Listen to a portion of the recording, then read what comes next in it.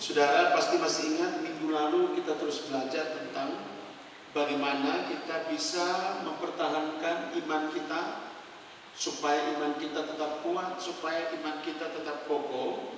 Ada satu kata di situ adalah kita harus memiliki pengharapan di dalam Dia. Setuju? Katakan amin. Katakan sebelah kiri kananmu, iman tanpa pengharapan tidak menjadi kuat dan kokoh. 1, 2, 3. Ya, Anda punya iman tapi tidak punya pengharapan juga agak setengah mati. Karena pengharapan itu adalah jangkar. Katakan sebelah kiri kanan, pengharapan itu adalah jangkar. 1, 2, 3. Ibrani 6 ayat yang ke-19, coba Anda buka. Ibrani pasal ke-6 ayat yang ke-19. Sudah dapat katakan amin? Oke, saya cuma hanya mengingatkan karena kita masuk nanti di pembahasan yang kedua. 2, 3. Pengharapan itu adalah saung yang kuat dan aman bagi jiwa kita yang telah. Lagi, 2, 3. Pengharapan itu adalah, titik dulu. Saung itu apa tadi? Jangkar. Saung yang kuat. Jadi kalau kapal itu terombang-ambing, jangkar sudah turun, dia kuat. Mau dia begini, dia tidak akan pernah tenggelam. Dia tidak pernah akan hancur kalau jangkar sudah turun. Lagi, 2, 3. Pengharapan itu adalah saung yang kuat dan aman bagi jiwa kita. Jadi kalau kita tidak punya pengharapan, bermasalah tidak kita punya jiwa. Bermasalah. Oleh karena itu teman-teman memang sangat amat membutuhkan pengharapan itu. Sangat amat membutuhkan harapan itu. Setuju? Katakan amin. Kita tidak bisa punya iman yang kuat dan kokoh kalau kita tidak punya pengharapan yang jelas di dalam Dia. Karena dunia ini punya daya tarik luar biasa. Dunia ini punya satu buat orang itu bisa terpikat itu luar biasa. Kamu lihat Adam dan Hawa ya. Hawa melihat buah pohon itu menarik hati dan penuh pengerti. Alkitab juga bilang apa? Sebab mereka itu telah terpikat oleh dunia ini. Telah terpikat oleh dunia ini. Berarti dunia itu punya daya tarik, punya daya pikat. Yang bisa membuat orang itu meninggalkan imannya. Yang bisa membuat orang itu menjadi ragu-ragu di dalam imannya. Walaupun dia punya iman, tapi dia masih punya keraguan-raguan. Walaupun dia punya iman, dia masih punya kekhawatiran. Kenapa? Dia tidak punya pengharapan yang kuat di dalam Bapa. Katakan sebelah kiri kanan. Lu punya iman, harus juga penuh dengan pengharapan di dalam Bapa. 1, 2, 3. Karena pengharapan itu adalah apa? Jangkar. Pengharapan itu adalah saung yang kuat. Pengharapan itu aman buat jiwa kita. Nah sekarang kita dalam tema besar iman yang kuat, iman yang kokoh. Itu bukan main-main teman. Kita boleh punya iman, tapi ingat, iman kita terus diserang dari berbagai macam sisi, dari berbagai macam sudut. Supaya apa? Targetnya setan apa? Targetnya si jahat itu apa? Iman meruntuh. Karena benteng kita itu iman. Coba buka dulu Efesus pasal 6. Itu kamu lihat tentang senjata perlengkapan apa itu. Mana yang menjadi iman? Perisai iman. Perisai. Efesus 6 itu bukan, tidak ada kitab, ada handphone suci. Tidak ada handphone suci, ada LCD suci. Ya, 2, 3. Dalam segala pergunakan apa? Sebab apa? Coba lihat ini kita bikin bentuk ini supaya kamu mengerti. 2, 3. Dalam segala keadaan pergunakanlah perisai iman, sebab dengan perisai itu kamu apa? Kamu akan dapat memadamkan semua panah api dari si jahat. Artinya imanmu itu diserang gak? Seluruh kehidupanmu diserang dari sudut kiri kanan, dari timur barat utara selatan atau tidak? Diserang kakak. Jadi kalau kau punya iman di dalamnya tidak ada pengharapan, jebol kamu ini. Makanya jangan heran ada banyak orang Kristen punya iman, gampang sekali dia mengalihkan dia punya iman itu kepada yang lain. Dia punya iman atau dia punya iman, tapi dia tidak fokus kepada siapa yang dia imani. Dia lebih fokus kepada dunia ini. Karena dia tahu bahwa hanya dengan dunia ini saya bisa hidup. Padahal dia harus mengerti bahwa Bapa lah yang memberi dia hidup, tapi tidak pusing dia. Karena dunia lebih kuat tarikannya. Kalau dunia kan punya daya tarikan bekerja sama dengan keinginan daging kita. Coba lihat sebelah kiri kanan. Kalau lu tidak tinggal dalam tubuh daging ini, lu aman guys, 1 dan 3. Tapi masalahnya kita hidup dan tinggal di dalam tubuh daging manusia ini, kita tinggal di dalam ini. Dan ini tubuh daging ini penuh dengan keinginan. Ketika keinginan daging itu muncul, dunia dibuat oleh si jahat. Ingat, bumi dan dunia itu beda. Bumi itu ciptaannya Bapa. Bapa yang menciptakan langit dan dunia itu adalah sistem yang dibuat oleh si jahat. Berlandaskan dosa, berlandaskan kebodohan, berlandaskan kebobrokan, berlandaskan apa? Pemberontakan manusia. Sekali lagi, dunia itu siapa yang bikin? Bumi siapa yang buat? Apa yang buat? Langit dan bumi semua. Dunia itu sistem. Makanya orang bilang dunia duniawi sekali. Tidak ada bilang dunia bumiawi, tidak ada tahu. Coba Anda lihat sebelah, bumiawi dan duniawi mana yang lebih friendly dengan kamu? Hah?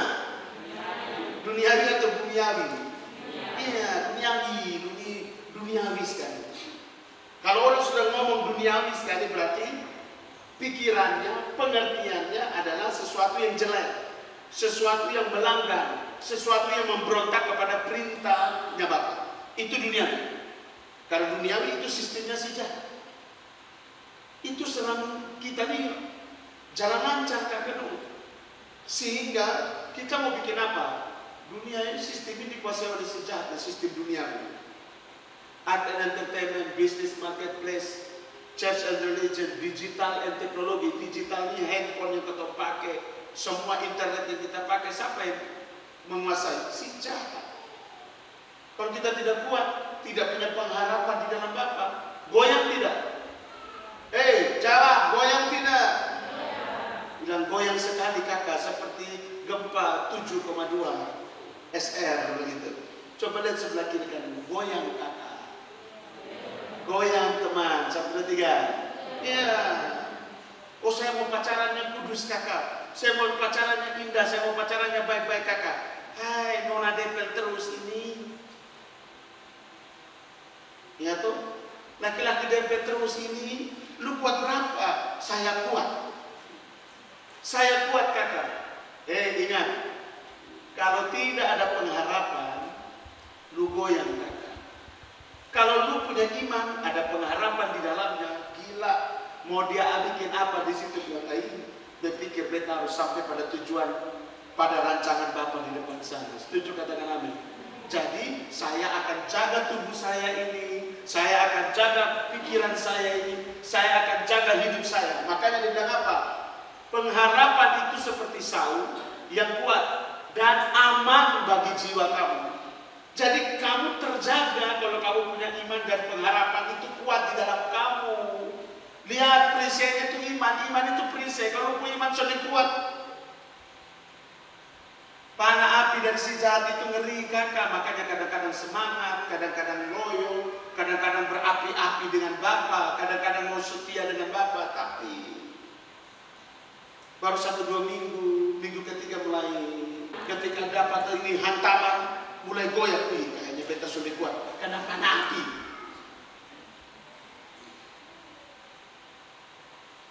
Coba kamu tutup mata dan lihat, kayaknya ada panah api di datang. Coba tutup mata sejenak. Buka mata, lu pikir apa coba? Kosong toh? Itu panah api. Harusnya tutup mata langsung lihat sesuatu dong. Ini kita pikir apa ya? Mau pikir apa ya? Disuruh tutup mata, tapi gambarannya, imajinasi yang harus kami gambarkan itu seperti apa? Tidak ada, tidak jelas, kosong. Panah. Kalau kamu orang beriman begini langsung dapat lihat sesuatu. Saya tidak punya karunia, tidak ada karunia. Begitu sudah dapat lihat pasti panah. Coba lihat sebelah kiri kan, hati-hati ada panah di sekeliling kamu. 1, 2, 3. Kalau ada perisai iman di dalamnya penuh dengan pengharapan, panah tidak akan pernah menembusi dirimu. Amin. Oleh karena itu tetaplah berpengharapan di dalam siapa? Dalam Bapa kita. Amin. Pengharapan kita tutup di situ. Yang kedua, untuk supaya imanmu itu kuat, untuk supaya imanmu itu kokoh, untuk supaya imanmu itu tidak tergoncangkan, ada pengharapan. Yang kedua, ada ucapan syukur. Katakan, ada ucapan syukur. 1, 2, 3. Ucapan syukur itu menjaga hatimu. Ucapan syukur itu melindungi imanmu. Itu ucapan syukur. Coba lihat sebelah kiri kan. Jadi jangan sedikit-sedikit mengeluh.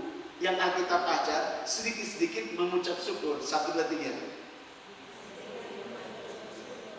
Bukan itu saja. Jadi jangan sedikit-sedikit mengeluh. 1, 2, 3. Tetapi sedikit-sedikit mengucap. Ulang. 1, 2, 3.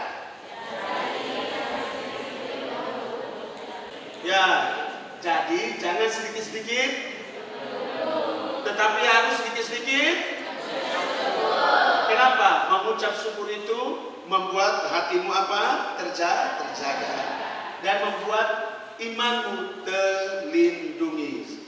Yang pertama, dasar dari mengucap syukur itu apa sebenarnya? Nanti kamu cari di Google sendiri, mengucap syukur adalah itu pengertiannya. Selalu umumnya apa? Mengucap syukur adalah ucapan terima kasih. Oke. Sekarang dasar dalam Alkitab itu mengucap syukur itu dasarnya apa? Ada yang tahu? Buka Mazmur 106 ayat yang pertama. Daripada kamu bengong lihat saya, sudah kita buka ayat saja. Mazmur 106 ayat yang pertama. Ya. Dasar dari kita mengucap syukur itu, dasar utamanya itu adalah Mazmur 106 ayat yang pertama. 2, 3. Haleluya. Bersyukurlah kepada Dia sebab Dia baik. Bahwasannya untuk selama-lamanya kasih. Jadi dasar orang mengucap syukur bukan terima kasih. Dasarnya karena Bapa kembali. Karena Dia itu baik. Karena Dia pribadinya. Setuju, katakan amin. Jadi dasar kita mengucap syukur itu bukan karena hanya perbuatan baik apa segala, bukan. Bukan karena kita masih hidup, bukan itu saja. Tapi dasar kita mengucap syukur itu pribadi Bapa itu sendiri. Katakan, dasar kita mengucap syukur adalah Dia itu sendiri, pencipta yang kudus dan yang benar. 1, 2, 3. Amin. Jadi kalau kamu selalu mengucap syukur, sebenarnya kamu lagi berkomunikasi dengan siapa? Kamu lagi buat sesuatu dengan siapa? Dengan Bapa. Kamu lagi mengucapkan apa dengan siapa? Bapa. Jadi walaupun lu dalam keadaan yang susah, walaupun dalam keadaan yang duka, harus ada perkataan yang keluar sebagai satu ungkapan syukur kepada Dia yang benar yang kudus. Itu penting. Kalau tidak, susah kan? Sekali lagi, ucapan syukur itu menjaga hati. Wah, Amsal bilang apa? Jagalah hatimu dengan segala, dan ucapan syukur itu menolong Anda punya hati terjaga. Jadi mengucap syukur, kenapa? Mengucap syukur fokusnya kepada Bapa. Kalau Dia yang menjadi fokus utama dalam ucapan syukurmu, terlindungi tidak lu punya hati, terlindungi tidak lu punya iman, sangat kakak. Makanya penting sekali ucapan syukur. Jangan sedikit-sedikik mengeluh, jangan sedikit-sedikit menggerutu, jangan sedikit-sedikit khawatir. Orang kebat, lu pikir, bermana? Kayaknya ini susah. Jangan main sedikit-sedikit kayaknya betul. Jangan ragu-ragu. Kalaupun hari itu tidak lu dapati, sudah mengucap syukur. Jangan ambisius. Orang berambisi itu baik. Dia punya ambisi yang baik. Tapi ambisius itu berbahaya. Kenapa? Orang sudah menjadi ambisius, dia tidak akan pernah mau menerima saran orang. Dia akan punya indikasi menghalalkan segala cara. Karena apa? Dia memiliki ambisius. Itu sudah konotasinya negatif, kakak. Anda berambisi untuk jadi seorang dokter, amin. Maka Anda juga bisa mengukur kemampuan Anda. Tapi kalau ambisius, lu mau jadi dokter tapi lu tidak tahu lu mengukur lu sendiri. Tapi ambisius jadi dokter, kalau ada goblok nih. Coba lihat sebelah kiri kanan, ucap syukur guys, 1, 2, 3. Itu kekuatan kita, setuju katakan amin. Sangat amat penting teman-teman semua di sini, adik-adik semua, saudara harus benar-benar mau belajar mengucap syukur. Oke, amin. Coba lihat sebelah kiri kanan, ucap syukur, bukan mengeluh. 1, 2, 3. Lagi.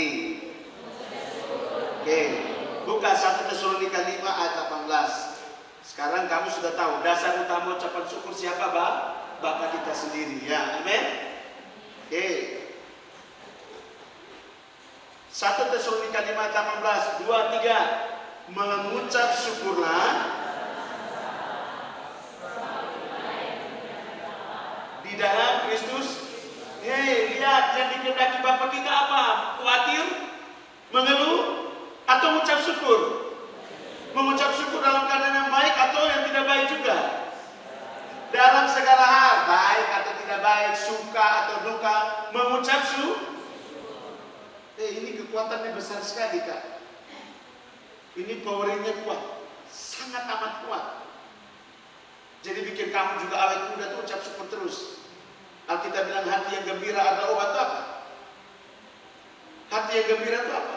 Hati yang penuh dengan ucapan. Nah, kamu lihat tuh, ucapan syukur menjaga hatimu. Jagalah hatimu dengan segala kewaspadaan. Dengan cara apa? Ucap syukur, hatimu terjaga. Kalau hati penuh dengan ucapan syukur, happy day. Lu mau makan banyak, susah berpenyakit. Ingat, penyakit bukan soal makanan, Kak. Makanan memang bisa menjadi pemicu, jadi penyakit. Tetapi untuk bisa benar-benar jadi penyakit, kasih tahu, stres. 1, 2, 3. Stres, 1, 2, 3. Stres gaji kecil, stres tidak punya kerja, stres tidak punya jodoh. Lu sudah gaji kecil mau cari jodoh, tidak ada kerja cari jodoh, memang otak tidak jalan. Kasih tahu sebelah kiri kanan, pikir. 1, 2, 3. Iya toh? Coba lihat sebelah kiri kanan. Ingat, yang bikin orang sakit penyakit itu stres, pikiran. 1, 2, 3. Iya teman-teman, betul ini. Coba kamu tanya di semua. Bukan masalah makanan, Kak, tapi masalah pikiran. Pikir sebentar, suka kanker roboh. Sudah sakit di sini, sakit di sini, sakit di sini. Apalagi begini, di dokter bilang ini umurnya tinggal 3 bulan aja. Ya tuh umur 3 bulan, orang tambah pikiran. Jadi memang kekuatan ucapan syukur itu luar biasa, teman-teman. Nanti minggu depan baru kita mengupas kembali lagi tentang kekuatan ucapan syukur. Tapi ini dasar-dasarnya kamu belajar dulu. Dasar mengucap syukur itu Bapak. Oke. Dan ketika kita mengucap syukur itu dalam keadaan apa? Dalam semua keadaan, dalam segala hal. Baik, tidak baik, senang atau tidak senang, salah atau tidak salah. Jadi Kak Victor waktu ketemu jatuh, ketemu mengucap syukur, ketemu jatuh, ucap syukur. Lu jatuh masih hidup, dan lu masih diberi kesempatan untuk bangkit, itu ucapan syukurmu. Amin. Bukan lu jatuh langsung lu mati saat itu. Neraka Kak. Iya toh? Tapi kalau lu jatuh dalam kesalahan dan dosa, masih ada kesempatan untuk lu kembali, ucaplah syukur. Kembali itu begini, lu buat dosa, lu belum mati. Besoknya lu masih bangun pagi lagi. Apa yang lu pikirkan? Masih ada kesempatan. Itu ucapan syukur perlu naik. Bukan ucap syukur terima kasih Tuhan saya sudah jatuh. Tidak ada begitu. Yang ada adalah terima kasih Bapak, dalam keadaan jatuh Engkau masih tolong saya. Jadi ucapan syukur fokusnya kepada siapa? Tetap kepada Bapak yang menolong. Bapak masih kasih saya kesempatan untuk hidup. Berarti saya bisa memperbaiki diri saya dari kesalahan saya. Terima kasih banyak Bapak, ucapan syukur. Kalau lu tidak ada ucapan syukur, intimidasi itu akan mengintimidasi Anda. Coba lihat sebelah kiri kanan. Lu baru bikin kesalahan kecil saja, lu merasa tertuduhnya kuat tidak? Kuat tidak?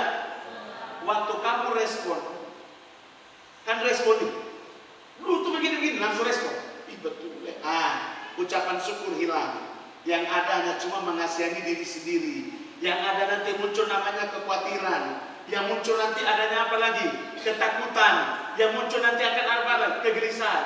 Jadi kamu lihat, ucapan syukur itu melindungi iman kamu, melindungi dan menjaga hati kamu. Jadi ketika kamu dalam keadaan yang paling terpuruk, kamu naikkan ucapan syukur kepada Dia Pencipta yang kuasa benar, melindungi perasaanmu. Maka tidak ada lagi kekhawatiran, tidak ada lagi dakwaan tentang kamu itu tidak layak, kamu itu tidak pantas. Ucapan syukur itu power sekali, punya kekuatan yang sangat amat dahsyat. Amin. Jadi tidak ada kata mengeluh, tidak ada kata khawatir, tidak ada kata bimbang, tidak ada kata ragu-ragu kalau sudah penuh dengan ucapan syukur. Kasih tahu sebelah kirinya, tidak ada penyakit. 1, 2, 3. Filipi pasal 4 atau bab 4 ayat yang ke-6.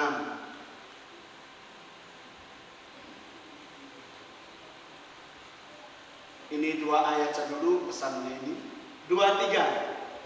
Janganlah hendaknya kamu khawatir.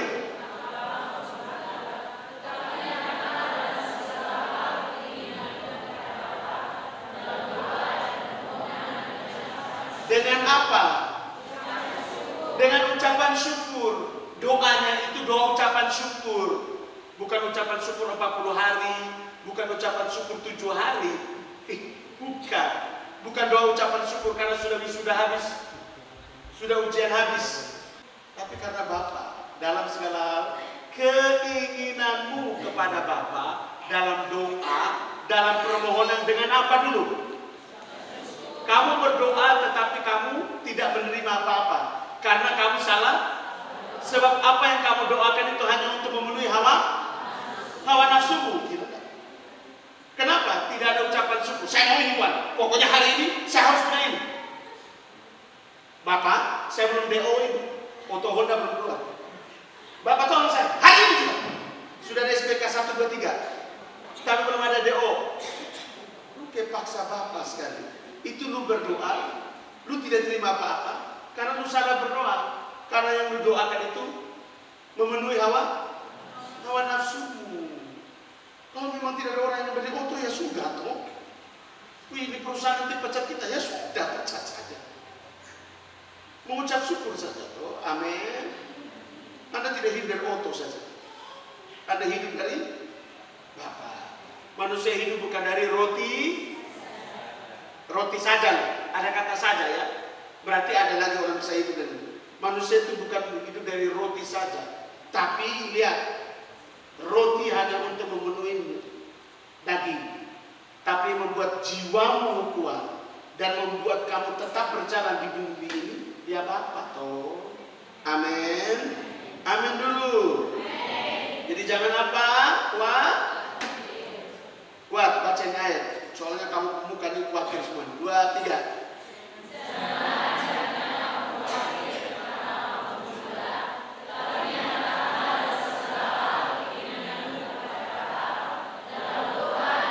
Ya, tahu cara doanya benar. Begini. Ini lu masalah Bapak. Terima kasih, saya mengucap syukur buat apa yang saya terima, apa yang saya alami. Itu doa dalam ucapan syukur.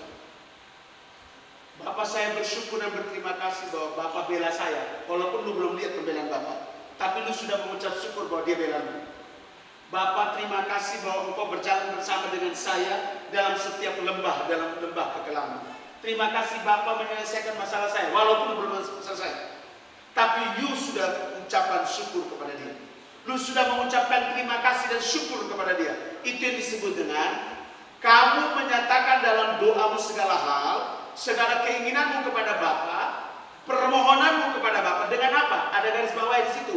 Dengan ucapan syukur. Jadi doa yang kita naikkan itu doa ucapan syukur. Bapa, kami mengucapkan terima kasih bahwa jiwa-jiwa yang Kau percayakan buat saya itu akan mengalami terobosan dalam hidup mereka semua. Walaupun lu belum lihat ada perubahan, tapi lu udah mengucap syukur bahwa ada perubahan dalam hidup mereka. Amin dulu. Karena ucapan syukur itu menggerakkan Bapak Kakak. Lihat perumpamaan, bukan perumpamaan, peristiwa air berubah jadi anggur di kanan. Ada tindakan ucapan syukur di situ. Belum waktuku, hai perempuan. Apa maksudku? Belum waktuku. Ya, anggur habis. Tapi Ibu Maria, Bunda Maria selalu percaya putranya ini adalah pencipta itu sendiri. Pasti bisa buat. Pasti. Ada ucapan syukur. Ambil tempayan itu. Siapkan air pencuci kaki. Siapkan. Belum terjadi Yesus siapa? Dan dia percaya. Itu ucapan syukur. Kekuatannya itu dahsyat. Jadi ketika Anda menghadapi sesuatu, ucapan syukur duluan. Bapak, kami ucap terima kasih. Terima kasih buat DO hari ini. Walaupun baru SPK. Walaupun belum ada perjuangan, terima kasih buat perjuangan hari ini. Saya mengucap syukur sebab Engkau baik ya Pak. Engkau menyediakan semuanya setiap bulan buat saya. Bapak baik. Amin dulu. Amin. Coba lihat sebelah kiri kanan. Doa yang benar disertai ucapan syukur walaupun Anda belum menerimanya. 1, 2, 3. Amin. Amin. Betul tidak Om Okto? Belum ada ini, belum ada itu, ucap syukur. Orang bilang ini, Okto ini sudah bisa mau tentang seberapa kali tes? 3 kali, lolos Okto deh. Tidak lolos, Okto bilang, saya maju terus. Mengucap syukur terus dia. Saya mengucap syukur dengan keadaan saya. Hari ini tidak lolos, besok tidak lolos, lusa tidak lolos, Prabowo 3 kali berlolos. Ucap syukur terus. Jadi selalu ada mujizat, selalu ada jalan keluar kalau kamu menyertakan ucapan. Kasih tahu sebelah kiri kanan. Ucapan syukur itu kekuatannya double porsi. 1, 2, 3. Amin. Jadi jangan khawatir, jangan mengeluh. Apalagi mengeluh. Sudah begitu mengeluh lagi, lu cerita keliling dunia. Sudah susah. Masalahmu itu masalah lu, jangan bercerita di semua orang, tidak boleh. Etikanya adalah apa? Faktor dalam hidup diri keluar, lu menarik orang untuk ikut ke punya diri. Bagi itu orang yang bercerita itu imannya kuat. Kalau imannya tidak kuat, dia bercerita di semua orang lagi, lu rusak kakak. Amin. Makanya kami ilmu psikologi, hal apa yang paling untuk tidak boleh diceritakan kepada orang lain tentang dirimu dan keluargamu. Tidak boleh. Masalah apapun dalam lingkup keluarga, sejelek apapun lingkup keluarga, papamu, mamamu, adikmu, kakakmu, suamimu, istrimu, tidak boleh. Diam. Amin dulu. Lu hadapi dengan apa? Ucapan. Katakan sebelah kiri. Rubah paradigmamu. Hadapi segala sesuatu dengan ucapan syukur. 1, 2, 3. Kuat. Hadapi segala sesuatu dengan apa guys? Itu kekuatan kita. Stop sudah dengan mengeluh. Kita belum dapat DO nih. SPK sebelum ini semua akhir bulan nih. Besok tanggal 30 mau tutup buku nih. Kan mana nih? Ucap syukur saja. Ada orang yang mau naik pangkat mengeluh. Kita naik pangkat. Ya tuh boleh jadi kepala cabang di Soe saja. Beta LDR. Tidak boleh mengeluh. Jadi kepala cabang mengeluh. Supaya jangan mengeluh, tanya nonanya dulu calon istrinya. Sayang, bolehkah saya ke sana? Sayang bilang boleh. Nah, kita LDR dong. Oke. Ya tuh, demi 2027. Ya tuh, abang mengambil tugas dan tanggung jawab sampai ke kota dingin, kota Soe. Tapi tidak boleh mengeluh. Harus apa? Mengucap syukur. Amin. Pimpinan jabatan mengeluh. Tidak ada jabatan mengeluh. Mau apa sih hidup? Tidak ada uang mengeluh. Ada uang mengeluh. Mengeluhnya apa? Kita ini uang banyak kan, tapi sudah tahu buat apa? Lu datang sini pasti telepon. Coba lihat sebelah kiri kanan. Hati-hati. Baik atau tidak baik selalu mengucap. Oke. Baca ini terakhir dan kita berdoa. 1, 2, 3.